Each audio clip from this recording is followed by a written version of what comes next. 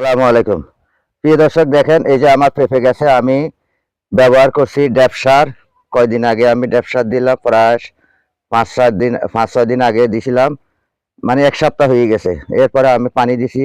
পানি দেওয়ার পর দেখেন আমার এই পেঁপে গাছের পাতাগুলো সম্পূর্ণ নীল হয়ে গেছে, সুন্দর সুন্দর পাতা বাইরিতেছে এবং কি পেঁপে গাছের কুরুটও বাড়তেছে। তাই আপনাদেরকে দেখাচ্ছি, এই যে দেখুন গোড়াটা অনেকটাই মোটা হয়ে উঠতেছে। এই যে তবে এই আপনারা একটা জিনিস খেয়াল রাখবেন, এখানে যে শাখা প্রশাখা এগুলা কিন্তু এইভাবে ভেঙে দিতে হবে। এই যে এইভাবে ভেঙে দিতে হবে, ভেঙে দিলে আপনার এই এই ভেঙে দিবেন যে আবার কিন্তু যেন আম যেন না ওঠে, এইভাবে আপনারা ভেঙে দিবেন, এইভাবে ভেঙে দিবেন।